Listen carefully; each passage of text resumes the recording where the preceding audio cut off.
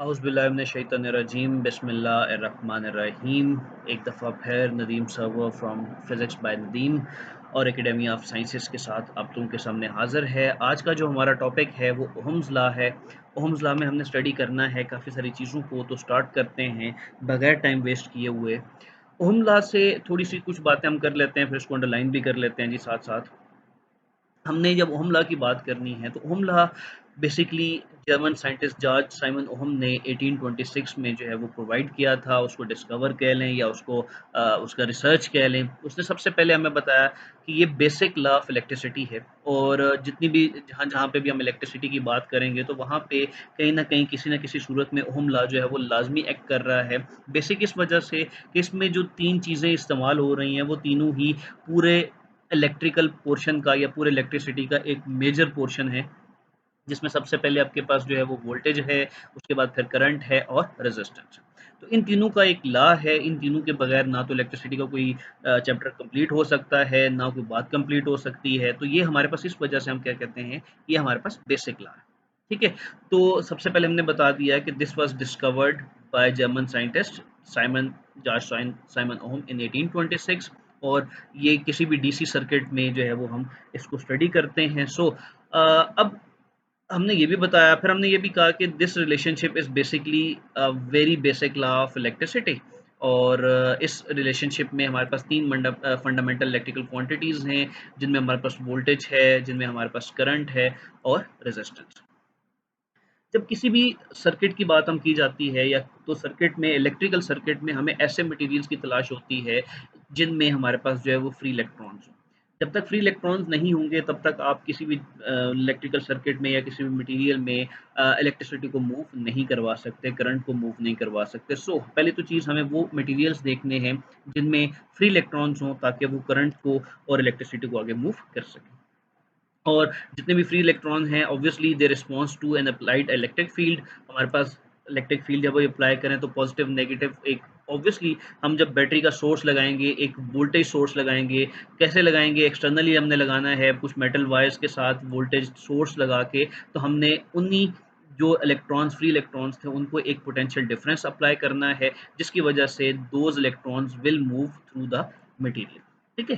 तो वो potential difference उनको एक अपनी सर्टेन डायरेक्शन की वजह से मूव करवाएगा from one side to another और जब तक वो मूव करते रहेंगे तब तक हम ये कहेंगे कि इस सर्किट में करंट जो है वो मूव कर रहा है। हमला बहुत इंपॉर्टेंट है इसके रिस्पेक्ट से, तो इसको थोड़ा-सा स्टडी भी करते हैं। जी, हमारे पास जो है किसी भी सर्किट में जब हम वोल्टेज अप्लाई करते हैं, तो वोल्टेज ऐसा सर्किट हम यहाँ पे उस सर्किट की बात कर रहे हैं जिसमें हम सिर्फ़ रेज़िस्टिव एलिमेंट्स की बात कर रहे हैं। अब सिर्फ़ रेज़िस्टिव एलिमेंट्स का मतलब क्या है कि हम जितना भी हम सर्किट बना रहे हैं, फॉर एग्ज़ाम्पल अगर हम कुछ ड्रॉ कर लें, तो हमारे पास कुछ इस तरह का सर्किट ड्रॉ होगा कि लेट्स से हमारे पास कुछ इस तरह से जो है वो वायर्स कनेक्टेड हैं। किसके साथ कनेक्टेड हैं उसके लिए भी हम थोड़ी-सी जगह यहाँ पे बना लेते हैं और फिर उसको यहाँ पे हम यूटिलाइज़ भी कर लेते हैं।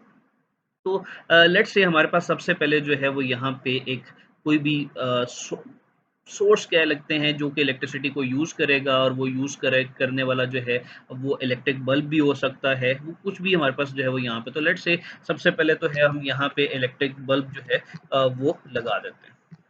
ठीक है? तो ये इलेक्ट्रिक बल्ब हमारे पास आ गया, उसके बाद यहाँ पे जो है वो हमने पोटेंशियल ड्रॉप लगाना है, हमने कोई ना कोई बैटरी का सोर्स लगाना है, तो ऑब्वियसली पॉज़िटिव, नेगेटिव की कुछ लाइन्स जो हैं वो हमें यहाँ पे ड्रॉ करनी पड़ेंगी, जो हमें क्या शो कर रहा है, जो हमें ये शो कर रहा है कि हमने यहाँ पे पोटेंशियल डिफरेंस अप्लाई किया। ठीक है? उसके साथ-साथ जो है किसी भी सर्किट में जो है वो आप स्विच लाज़मी लगाते हो, स्विच लगाने का मकसद ये होता है ताकि जो भी चीज़ आपने मूव की है, उसको आप डिस्कनेक्ट और कनेक्ट कर सकते हैं। तो यहाँ पे हम जो है वो एक स्विच लगा देते हैं, इसको हम अपनी मर्ज़ी से क्लोज़ और ओपन कर सकते हैं। ठीक है? अब इस सर्किट में, इस रेज़िस्टिव सर्किट में जो बल्ब है वो एज़ अ रेज़िस्टेंस एक्ट करेगा, क्योंकि जितनी भी वोल्टेज यहाँ से दी गई है वो उसको यूटिलाइज़ करेगा। ठीक है जी, यहाँ तक बात क्लियर होगी। तो सिर्फ़ हम ऐसे सर्किट की बात कर रहे हैं जिनमें हमारे पास रेज़िस्टिव सर्किट हो। दैट मीन्स कि जो बैटरी का एक सोर्स यहाँ पे दिया हुआ है, इसके अलावा पूरे सर्किट में कहीं भी बैटरी का कोई और सोर्स जो है वो नहीं दिया जाएगा या पोटेंशियल डिफरेंस का कोई सोर्स नहीं दिया जाएगा। सिर्फ़ एक बैटरी का सोर्स है और बाकी जो है वो उसको यूटिलाइज़ कर रहे हैं। They are known as resistances. ठीक है? तो ऐसे सर्किट को हम रेज़िस्टिव सर्किट बोलते हैं। इस ऐसा सर्किट हमने जो है उसमें जैसे ही वोल्टेज अप्लाई करना है, तो वोल्टेज अप्लाई करने से क्या होगा कि जितना भी आपके पास जो करंट वगैरह है वो उसमें फ्लो करेगा। ठीक है। और according to Ohm's law flow करेगा। ओहम लॉ क्या कहता है? ओहम लॉ सेज दैट कि the magnitude of the current in any metal is proportional to the applied voltage. That means कि जितना हम वोल्टेज ज़्यादा अप्लाई करेंगे उतना करंट उसमें ज़्यादा मूव करेगा, और जितना पोटेंशियल डिफरेंस कम होगा या अप्लाइड वोल्टेज कम होगा उतना करंट भी कम मूव कर रहा है। और साथ साथ उसकी कंडीशन है as long as the temperature of the conductor is kept constant. जब तक आपके पास कंडक्टर का या किसी भी मेटल का जिसमें हम यूटिलाइज कर रहे हैं उसका टेम्परेचर कांस्टेंट रहेगा, तब तक आप इसकी बात कर सकते हैं। अगर टेम्परेचर कांस्टेंट नहीं है तो फिर आपके पास जो ओहम लॉ है वो वेरी कर जाएगा। उस डिवाइस को भी हमने स्टडी करना है, और वेरी किस तरह से करना है वो भी हमने देखना है। सो अभी तो फिलहाल इसको देखते हैं। हमने डिफाइन कर दिया ओहम लॉ को कि the magnitude of current in any metal is directly proportional to the applied voltage as long as the temperature of the conductor is kept constant. ठीक है। इसको हम जो है इस तरह से रिप्रेजेंट भी कर देते हैं that I is directly proportional to V. अब जैसे ही डायरेक्टली प्रोपोर्शनल का साइन आप यहाँ से हटाते हैं तो ये आपको पता है कि इसके साइन को जैसे ही हम हटाते हैं तो एक आपके पास जो है वो इक्वल का साइन आता है और साथ उसके कोई ना कोई हमारे पास कांस्टेंट आता है। ठीक है जी। तो इस कांस्टेंट की बात भी हमने करनी है कि यहाँ पे जो कांस्टेंट है वो क्या दिया हुआ है। तो यहाँ पे अगर आप नोट करें तो आपके पास ये जो 1/r है, आई इज इक्वल टू, इक्वल भी आ गया। कांस्टेंट क्या है? वी तो ऑलरेडी यहाँ पे था, तो 1/r जो यहाँ पे गिवन है that is basically the constant of proportionality. ठीक है जी। तो यहाँ से I is equal to V by R आपके पास गिवन है, और इसी अगर मैं आर को दूसरी साइड पे शिफ्ट कर दूं तो दिस इज इक्वल टू, ये थोड़ा सा यू फार्मूला बन जाएगा, V is equal to I R, और ये हमारे पास बेसिक फार्मूला है ओहम लॉ। ठीक है जी। यहाँ तक बात समझ में आ गई। ये हमारे पास ओहम लॉ है, इसको हमने जो है वो देखना है आगे। अब इसके साथ साथ यहाँ पे कुछ चीज़ें गिवन है कि हम करंट की जब बात करेंगे तो I is equal to V by R, जैसे अभी हम पीछे पढ़ के आए। इसका मतलब क्या है कि अगर हम वोल्टेज अप्लाई कर रहे हैं किसी भी कंडक्टर में तो करंट भी उसके साथ फ्लो करेगा, और according to the Ohm law flow करेगा until and unless the temperature of the constant और temperature of the conductor remains constant. ठीक है। तो ये एक ही चीज़ को उसने यहाँ पे भी बता दिया। यहाँ पे उसने बता दिया कि हमारे पास जो आर है वो कांस्टेंट है। ऑब्वियसली फार्मूला में 1/r कांस्टेंट है, बट वो सिर्फ कांस्टेंट की बात कर रहे हैं, कांस्टेंट के लिए रिप्रेजेंट करने के लिए सिर्फ आर की बात उसने। ठीक है। अदरवाइज यहाँ पे जो कांस्टेंट है दैट इज 1/r। सो अगर आर की बात करें तो आर जो है वो रेजिस्टेंस है, जिसको हम रेजिस्टेंस कहते हैं। It is known as resistance, और किसी भी कंडक्टिंग मटेरियल की रेजिस्टेंस होती है। ऑब्वियसली जो उसको कोई ना कोई हीट लॉस है या कोई ना कोई जो लॉस हो रहा है किसी भी सर्किट में, जो अपोजिशन है, जो अपोजिशन अप्लाई की जा रही है, क्योंकि हम जब इलेक्ट्रॉन्स को मूव करवाते हैं किसी भी, इलेक्ट्रॉन्स फ्री इलेक्ट्रॉन्स भी हों, जब वो किसी भी मटेरियल में मूव कर रहे होंगे तो वो किसी न किसी एटम के साथ, किसी न किसी साइड वॉल के साथ, और वो जो अंदर हमारे पास मॉलिक्यूल्स गिवन है उनके साथ कोलाइड लाजमी करेंगे। तो जब वो कोलाइड करेंगे तो वो कुछ ना कुछ एनर्जी लूज भी करेंगे, तो वो कोलिशंस जो हैं दे कॉज रेजिस्टेंसेस। ठीक है। तो उन कोलिशंस की वजह से हमारे पास रेजिस्टेंस आती है, तो उसको हम कह सकते हैं this is opposition to the flow of electrons. ठीक है। ये हम आगे स्टडी भी कर लेते हैं। अभी जो रेजिस्टेंस है this depends upon the nature, dimension and physical state of the conductor.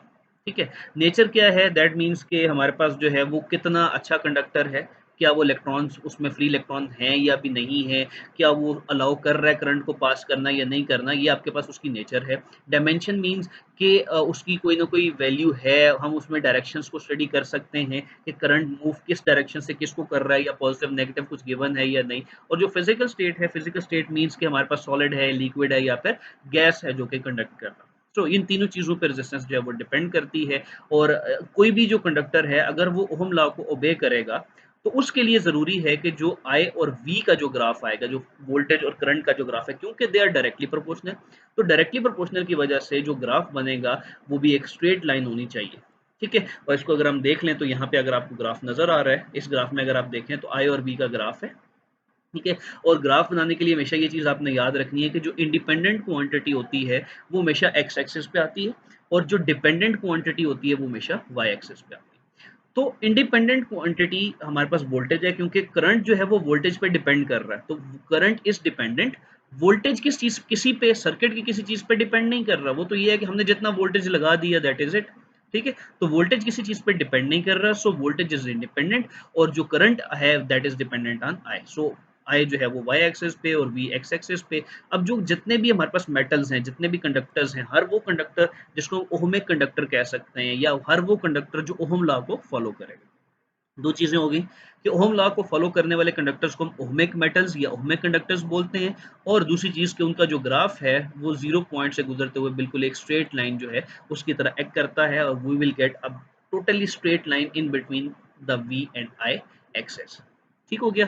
तो इसको हम आगे स्टडी भी कर लेते हैं जी। यहाँ तक हो गया। आई एंड वी का जो ग्राफ है तो स्ट्रेट लाइन है पासिंग थ्रू द ओरिजिन। अगर हम स्लोप की बात करें तो स्लोप के लिए हमेशा जो है वो टेंजेंट थीटा यूज करते हैं, that is I by we.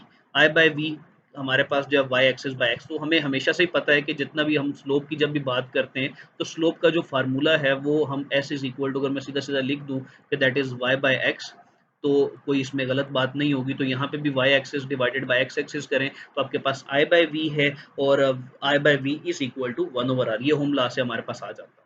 ठीक है? तो I by V is equal to 1/r, ये आपके पास क्या गिवन है, this is the slope of any graph made.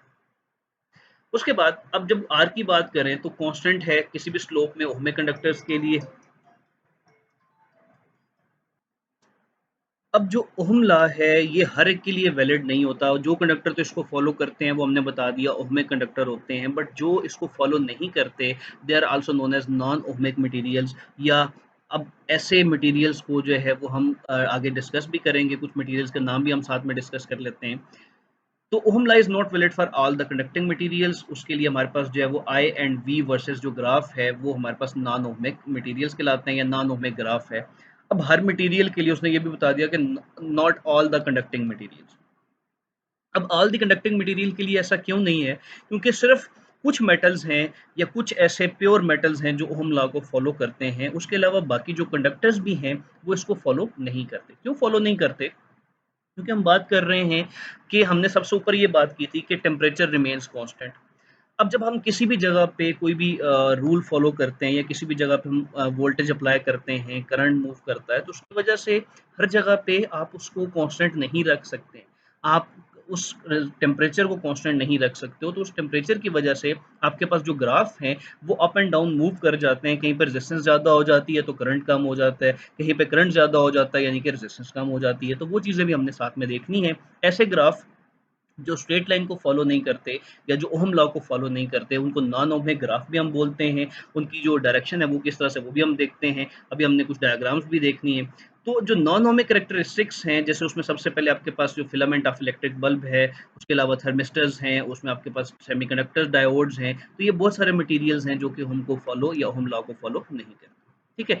अब यहाँ पे जो IV ग्राफ है फिलामेंट बल्ब का, उसको जो है वो हम आपको बताते हैं। हम थोड़ा सा इसको डिस्कस कर लें कि हमने कहा कि वी एंड आई का जो ग्राफ है वो बेंड कर जाता है। किस तरह बेंड करता है वो यहाँ देखें आप, कि अगर हम वोल्टेज इंक्रीज कर रहे हैं जो कि साइड पे है, तो करंट शुरू में तो इंक्रीज होगा। ठीक है? बट फिर वो स्ट्रेट लाइन की बजाय अब जाना क्या चाहिए था, इसको यहाँ से लेके तो ये बिल्कुल यूं स्ट्रेट लाइन जानी चाहिए थी। ठीक है? अब स्टार्ट में क्या है कि जैसे ही आप स्टार्ट करते हैं तो रेजिस्टेंस कम है। ठीक है? रेजिस्टेंस कम होने की वजह से करंट जो है वो इंक्रीज कर रहा है, but with respect to time जैसे ही फिलामेंट जो है वो हीट अप होता चला जाएगा, तो हीट अप होने से जो रेजिस्टेंस है वो बढ़ती चली जाएगी। जब रेजिस्टेंस इंक्रीज होना शुरू हो गई तो रेजिस्टेंस के इंक्रीज होने की वजह से जो करंट की वैल्यू है वो आहिस्ता आहिस्ता डिक्रीज होना शुरू हो जाएगी, और डिक्रीज होते होते एक उस पॉइंट पे आ जाएगी कि हम कहेंगे कि यहाँ पे हमारे पास जो करंट की वैल्यू है वो मैक्सिमम है। यानी कि अब जो रेजिस्टेंस है वो अपने मैक्सिमम पे चली गई, और उसके मैक्सिमम होने की वजह से जो करंट है वो डिक्रीज होके इस पॉइंट पे हमारे पास ये बनी। ठीक है? तो ये हमारे पास इस तरह से हम उसको मेजर कर सकते हैं या हम बता सकते हैं कि ये ग्राफ आपके पास ओहम लॉ का नहीं है या ओहम को फॉलो नहीं कर रहा, क्योंकि ये स्ट्रेट लाइन नहीं है। हुआ क्या, दोबारा बता देता हूँ कि हमारे पास जो वोल्टेज है जैसे हमने अप्लाई किया तो उसकी वजह से करंट मूव किया। शुरू में तो करंट मूव किया, इंक्रीज हुआ, बट फिर आहिस्ता-आहिस्ता रेजिस्टेंस, जैसे ही टेम्परेचर चेंज हुआ, टेम्परेचर चेंज होने से जो रेजिस्टेंस है वो इंक्रीज हो गई, और आई और रेजिस्टेंस और जो करंट है इसका रिलेशन इनवर्स है। तो जैसे-जैसे रेजिस्टेंस इंक्रीज होती जाएगी तो जो करंट है वो डिक्रीज होना शुरू हो जाएगा, तो स्ट्रेट की बजाय ये लाइन बेंड कर जाएगी। और ये जो हमने बताया कि यहाँ पे एक बेंड कर रहा है, क्या बेंड कर रहा है कि हमारे पास जो चेंज इन v है that cause a smaller change in i। ठीक है? एट लार्ज वैल्यूज, और हमारे पास जो स्लोप है वो डिक्रीज कर रही है विद इंक्रीज ऑफ वोल्टेज। क्यों? क्योंकि हमारे पास जो रेजिस्टेंस है वो इंक्रीज कर रही है, और रेजिस्टेंस इंक्रीज होने से करंट जो है वो डिक्रीज हो जाता है। इसी के साथ साथ हम हमने दो ग्राफ और भी देखने हैं जिसमें थर्मिस्टर्स हमारे पास दिए हुए हैं या सेमीकंडक्टर। अब ये ग्राफ इससे पहले जो फिलामेंट आपने पढ़ा उससे बिल्कुल ऑपोजिट बिहेव कर रहे हैं। क्यों अपोजिट बिहेव कर रहे हैं? क्योंकि जो थर्मिस्टर्स और सेमीकंडक्टर्स हैं, ये ऐसे मटेरियल्स हैं कि इसका पूरा एक चैप्टर गिवन है, उसको भी हमने स्टडी करना है, नेक्स्ट वीडियो आपको मिल जाएगी उसके बारे में भी। तो थर्मिस्टर और सेमीकंडक्टर डायोड्स जो हैं, ये ऐसे मटेरियल्स हैं कि ये अपोजिट बिहेव करते हैं। इनके ये इंसुलेटर की तरह ही होते हैं, उनके करीब-करीब होते हैं। तो जब हम टेम्परेचर बढ़ाते हैं, इसमें होता क्या है, मैं उसको बेसिक फिनोमेना आपको बता दूँ। टेम्परेचर बढ़ाने से जो इलेक्ट्रॉन्स हैं या उनके जो बॉन्ड्स हैं बिटवीन द एटम, वो क्या होते हैं, वो लूज़ हो जाते हैं, ठीक है? वो शेक करते हैं और उसकी वजह से इलेक्ट्रॉन्स फ्री होना शुरू हो जाते हैं। दैट मीन्स कि शुरू में इनके पास इलेक्ट्रॉन्स फ्री नहीं है। तो अगर इलेक्ट्रॉन फ्री नहीं है, तो अगर आप यहाँ पे भी देखो, तो यहाँ पे भी देखो कि आपके पास स्टार्टिंग में रेजिस्टेंस इतनी ज़्यादा है कि करंट इंक्रीज़ नहीं हो रहा है।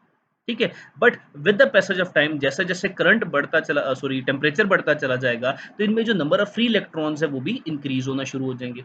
अब number of free electrons increase हुए, रेजिस्टेंस कम होना शुरू हुई, तो यहाँ पे भी आप देखें कि ग्राफ अपवर्ड जा रहा है, यहाँ पे भी ग्राफ जो है वो अपवर्ड मूव कर रहा है। ठीक है, इसका मतलब यह है कि रेजिस्टेंस डिक्रीज होगी। फिर नेक्स्ट आपके पास क्या होता है, एक पॉइंट ऐसा आता है कि वो नंबर ऑफ फ्री इलेक्ट्रॉन्स इतने ज़्यादा हो जाते हैं कि रेजिस्टेंस जो है वो मिनिमम हो जाती है।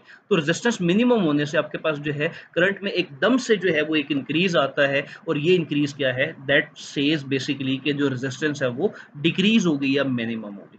ठीक है, तो ऐसे ग्राफ जो फिलामेंट का हो गया, या ये जो ग्राफ हो गए, ये वो ग्राफ हैं जो ओहम लॉ को फॉलो नहीं करते। So I V graph of the thermistor bends towards upwards show that the resistance decreases and as the temperature rises। इसी तरह से सेमीकंडक्टर जो डायोड्स हैं, सेमीकंडक्टर डायोड का ग्राफ भी यही कह रहा है कि ये नॉन लीनियर ग्राफ है।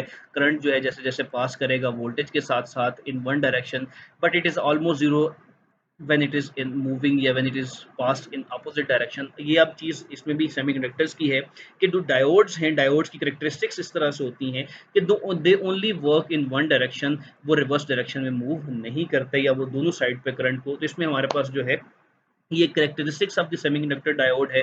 जब हम सेमीकंडक्टर्स पे जाएंगे, डायोड्स में जाएंगे, तो उसमें हम जाके स्टडी बड़ी इसको डिटेल के साथ स्टडी करेंगे। लेकिन यहाँ पे आपने सिर्फ ये याद रखना है कि जो डायोड्स हैं, सेमीकंडक्टर डायोड्स हैं, they only allow the current to pass in one direction and not in all directions. ठीक हो? अब वो तो हमारे पास हो गया ओहम लॉ। अब हम जो नेक्स्ट टॉपिक स्टार्ट कर रहे हैं, that is electrical resistance. Electrical resistance क्या है, हम पहले भी डिस्कस कर चुके हैं, सो इसमें इतनी ज़्यादा डिटेल वाली बात नहीं है। जस्ट छोटी सी डेफिनेशन आपने याद रखनी है कि resistance is basically the opposition offered by the substance to the flow of free. जितना फ्री इलेक्ट्रॉन्स को अपोजिशन मिलती चली जाएगी, दैट मीन्स उस मटेरियल की उतनी रेजिस्टेंस जो है वो ज़्यादा है। इलेक्ट्रिकल रेजिस्टेंस मीन्स, क्योंकि हम इलेक्ट्रिक की बात कर रहे हैं, इलेक्ट्रिसिटी की बात कर रहे हैं, इसलिए जो रेजिस्टेंस है that is also known as electrical resistance. ठीक है, और ये जो अपोजिशन है ये किस वजह से है, क्योंकि atoms and molecules of the substance present होते हैं। जैसे ही इलेक्ट्रॉन्स फ्लो करते हैं तो वो उनके रास्ते में रुकावट बनते हैं। ठीक है, जैसे फॉर एग्जांपल हमारे पास सर्टेन सब्सटेंसेज हैं, सिल्वर हो गया, कॉपर हो गया, एल्यूमिनियम हो गया, उनकी अपोजिशन बहुत कम है। बहुत कम का मतलब ये है कि उनकी रेजिस्टेंस बहुत कम है। रेजिस्टेंस जितनी कम होगी उतने ज़्यादा अच्छे कंडक्टर्स हैं। ठीक है, लेकिन जितनी रेजिस्टेंस ज़्यादा होगी उतने फिर कंडक्टर पुअर कंडक्टर भी। तो यहाँ पे ये चीज़ नोट भी की जा सकती है कि जो रेजिस्टेंस ऑफर की जा रही है, that cause production of heat with the flow of electric current. ये कैसे है, अब इसको भी जो है वो साथ डिस्कस करते हैं। तो देखिए, हमने पहले बात की है कि जो इलेक्ट्रॉन मूव कर रहे हैं जब किसी मटेरियल में, तो वो डिफरेंट मटेरियल्स के साथ हिट करेंगे, एटम्स के साथ हो गया, मॉलिक्यूल्स के साथ। अब जैसे जैसे वो हिट करना शुरू करेंगे, तो हिट करने के साथ साथ वो अपनी एनर्जी को लूज करना शुरू करेंगे। अब यहाँ पे जो इलेक्ट्रॉन एनर्जी लूज करता है, that is in the form of heat.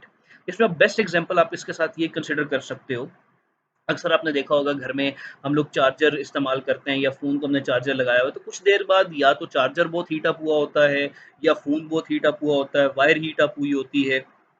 ये इसलिए है क्योंकि उसके अंदर जो फ्लो है, जितना आप इलेक्ट्रॉन फ्लो कर रहे हैं, तो दैट मीन्स उसके अंदर जो मॉलिक्यूल है, ये आप यूँ समझ लो कि वो हीट अप तभी होता है क्योंकि वो अच्छे कंडक्टर नहीं होते। अब अगर अच्छे कंडक्टर नहीं है, पुअर क्वालिटी का जो हमारे पास है वायर है, या हमारे पास कंडक्टर या मोबाइल दिया हुआ है, तो उसमें क्या होगा कि जितने ज़्यादा इलेक्ट्रॉन हिट करते चले जाएँगे, उतनी ज़्यादा अपोज़िशन मिलती चली जाएगी, और जितनी ज़्यादा उन्हें अपोज़िशन या रेजिस्टेंस मिलती चली जाएगी, उतना वो अपनी हीट को जो एनर्जी ऑफ द इलेक्ट्रॉन्स है वो लूज़ करते रहेंगे, और एनर्जी ऑफ इलेक्ट्रॉन लूज़ होने से आपके पास वो सिस्टम हीट अप होता चला जाए। ठीक है? तो जो मूविंग इलेक्ट्रॉन्स हैं, they collide with the atoms and molecules of the substance, and each collision results in the liberation और एग्जिस्टेंस, आप यूँ भी कह सकते हो, या इसको आप यूँ भी कह सकते हो कि वो उसको रिजेक्ट कर रहे हैं, rejection of minute little small quantity of heat. ठीक हो गया? तो जो ऐसा यूनिट ऑफ रेजिस्टेंस है दैट इज़ ओहम, क्योंकि ओहम ने इसको फाइंड किया था तो उसी के बेस पे हमने इसको लेके चलना है ओहम लॉ के साथ साथ। And the symbol for this is omega, जिसको हम ओहम के लिए यूज़ करते हैं। और अगर हम इसको डिफाइन करना चाहें तो हम इसको यूँ भी डिफाइन कर सकते हैं कि the resistance of the wire can be या will be 1 ohm if we apply potential difference of 1 volt across the end and it causes 1 ampere current to flow through it। ठीक है, ओहम लॉ सही है, V is equal to I R ई है तो R is equal to V by I. अब इसका मतलब है कि V जब 1 वोल्ट होगा, करंट 1 एम्पेयर होगा, किसी भी कंडक्टर में से मूव कर रहा है तो हमारे पास जो रेजिस्टेंस होगी दैट विल बी 1 ओम। ठीक है, ये हमारे पास इलेक्ट्रिकल रेजिस्टेंस हो गया, ओहम लॉ हो गया। उम्मीद करता हूँ कि आज का जो टॉपिक है वो आपको समझ में आ गया होगा। सिंपल सा बड़ा छोटा सा टॉपिक था, कोई बहुत ज़्यादा इंक्रीज टॉपिक नहीं है। तो अगर कोई क्वेश्चन रह गया है, कोई बात समझ में नहीं आई तो नीचे कमेंट सेक्शन में लाजमी मेंशन कीजिएगा, लाइक कीजिएगा अगर आपको चीज़ पसंद आई है, और इसको अपने दोस्तों तक ज़रूर शेयर कीजिएगा ताकि एजुकेशन जो है वो उसको हम जितना ईजीली स्प्रेड कर सकें और जितना आसान टॉपिक्स को हम आगे मूव कर सकें। ठीक है, आज के लिए इतना ही। अगर कोई चीज़ समझ नहीं आई तो आप कमेंट कर सकते हैं, हमें बता सकते हैं और नेक्स्ट वीडियो में हम उसके आंसर को शामिल करते हैं। नेक्स्ट तक के लिए अल्लाह हाफ़िज़।